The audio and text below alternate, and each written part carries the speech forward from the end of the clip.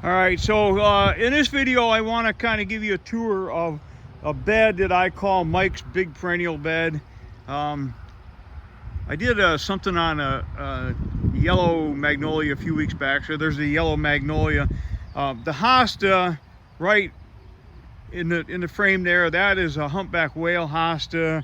This one, green and yellow variegated one down here, is Island Breeze. There's some, okay, my brain's gonna go dead.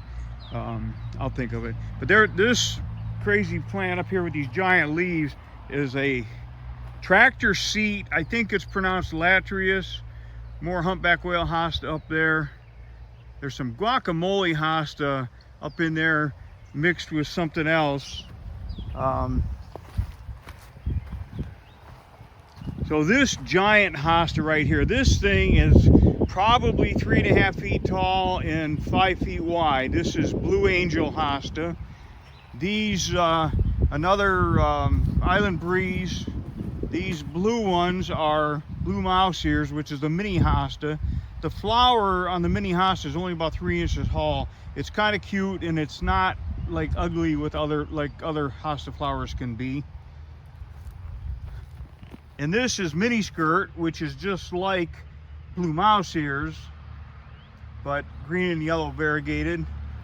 This bigger hosta here is called Big Daddy. It's kind of interesting because it's very blue, and it's got these dimples on the leaves, which make it a little bit unique. I added, this is like cranesbill geranium. I've added, I just added about, I add things to this bed and I take them out. I'm trying to pull a weed while I'm doing this. So right here, yeah. Yeah, Agastache, that's what I was trying to think of over there. So I just added a couple more Agastache here. There's 3 of them. So I added some more salvia in there. There's a bunch of, these are beautiful coneflowers. They're not in bloom yet. Right in the front here, this is ornamental onion, great pollinator when these things are in bloom, just completely covered with bees. My wife made this little caterpillar here. So that's one of her crafting projects. This little Japanese maple here is called Geisha Gone Wild, and you can see the variegation on the leaves, and that sometimes it's more pronounced, more predominant than others, but really interesting little plant. Here it's a little more obvious. Fire Witch Dianthus here. I'm not sure right off the top of my head what Dianthus this one is right here. There's a few variegated Lorope in here. That Japanese maple up there is beautiful, but I don't remember the name.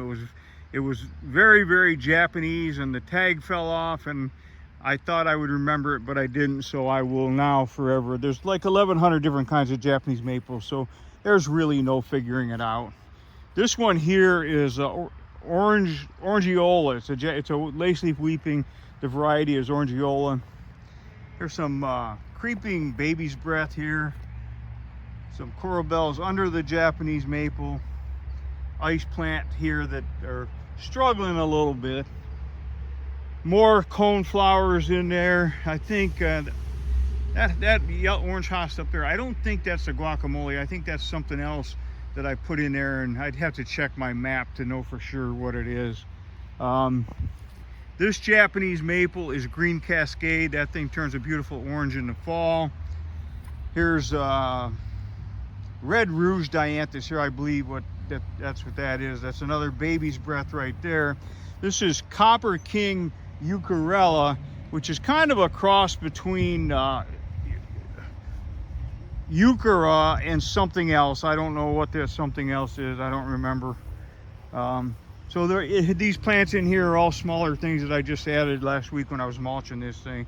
More cranesbill geranium. I'm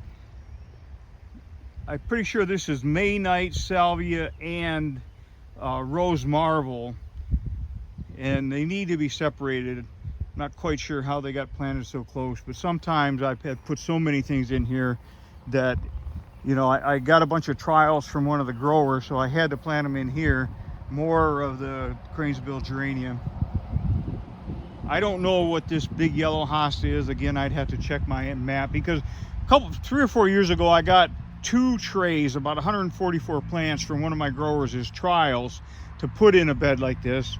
And I put them in, and I kind of drew a map of it, and without trying to go back and find that map, I can only guess at what some of these things are. There might be tags planted with them. Sometimes I did, sometimes I didn't. So, but anyway, that's Mike's big perennial bed, and hopefully I will revisit this later this year when more things are in bloom and more, you know, there are other things to talk about. But anyway, well, it's now July 21st, so I'm going to update the perennial bed video. So right here in front of me, this is the Agastache Rosy Posy, and then that one back there with the orange color is Mango Tango, and there's dinner plate hibiscus.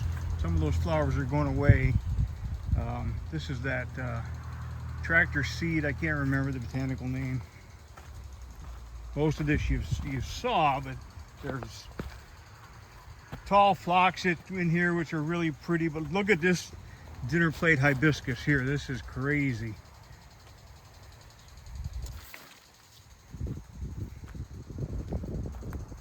More tall phlox here, cone flowers. More tall phlox up there. There's some more Agastache here. That variety, I don't know the exact variety. I don't think it's either of the 2 that I showed you, because it's a little bit different. It was kind of a trial.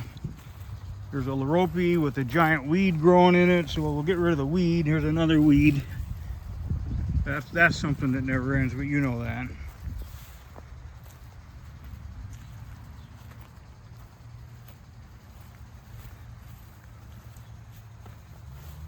So this is the difference between these hardy geraniums. There's a weed right in the middle of that.